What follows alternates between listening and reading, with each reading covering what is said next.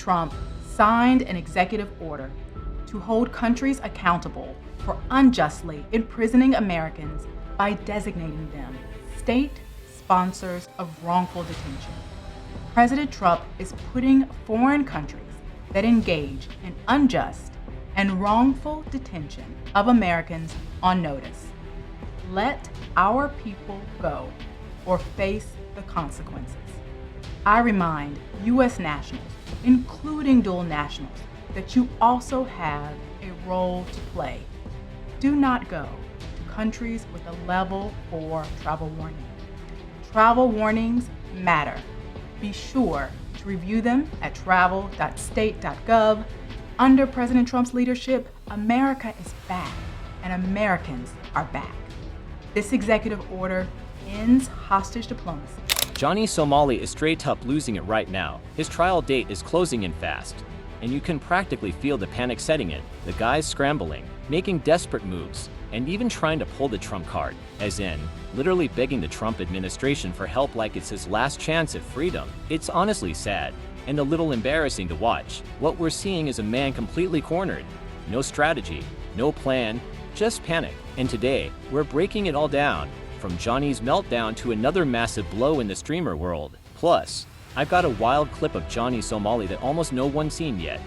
And trust me, it's absolutely ridiculous. Let's get into it. So here's what's happening. Johnny's clinging to some seriously false hope right now, and it all started when Google got slapped with a $24.5 million settlement over a Trump lawsuit. The story blew up after Google agreed to pay for suspending Trump's campaign account. And guess who jumped on that news like it was his golden ticket? Yep, Johnny Somali. He actually retweeted it, acting like this somehow means he can get the same outcome. You can practically see the dollar signs in his eyes, thinking, if Trump can win against Google, maybe I can too. But it gets even wilder. Google publicly admitted to censoring certain users under the Biden administration, and they've now promised to restore accounts and videos for creators who were banned over sensitive topics like the pandemic or election content. House Chairman Jim Jordan has been pushing for accountability, and it seems to be working. Google confirmed they'll start bringing back thousands of users who were silenced during that time. Crazy, right? But here's where Johnny Somali completely misses the point. He somehow thinks this entire movement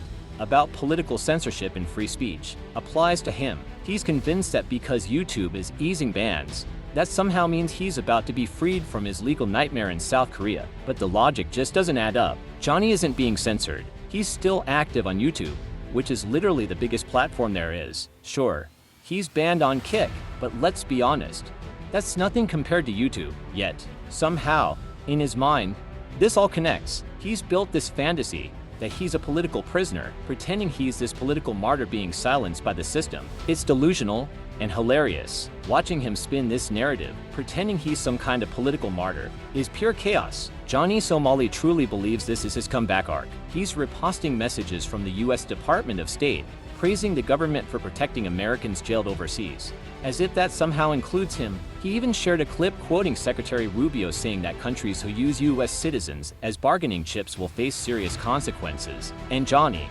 he's hyped.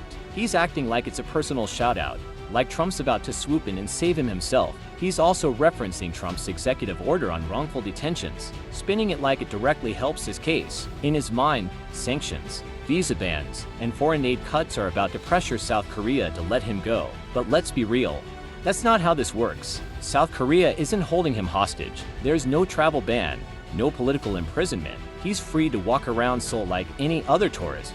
No special visa needed for short-term stays. The wrongful detention argument, total nonsense. This isn't a human rights issue. It's a Johnny Somali issue. Now, let's talk about his Discord community.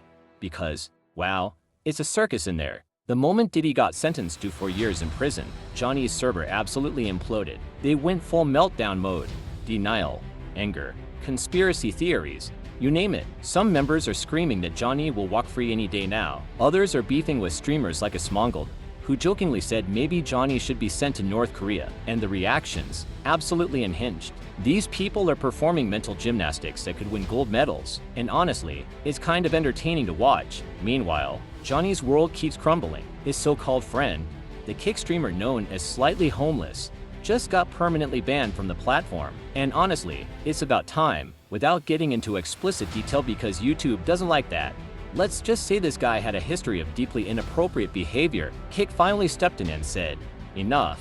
The band hammer dropped, and nobody's shedding a tear. Of course, Johnny Somali couldn't resist turning this into his own personal drama. Instead of quietly acknowledging that Kick did the right thing, he jumped online tweeting, "Homeless permaband, welcome to the team. I love you all." Then he added, "Funny how they realized I wasn't that bad after all. Johnny, my guy, you weren't not that bad. You were exactly that bad. You and slightly homeless are cut from the same cloth, constantly crossing the line for attention, then acting like victims when it backfires. It's delusion at its finest." Now, while all this chaos is unfolding, Johnny's been trying to rebrand himself on YouTube, reposting old clips, polishing his image, acting like he's the misunderstood hero of his own story. But here's where things go off the rails again.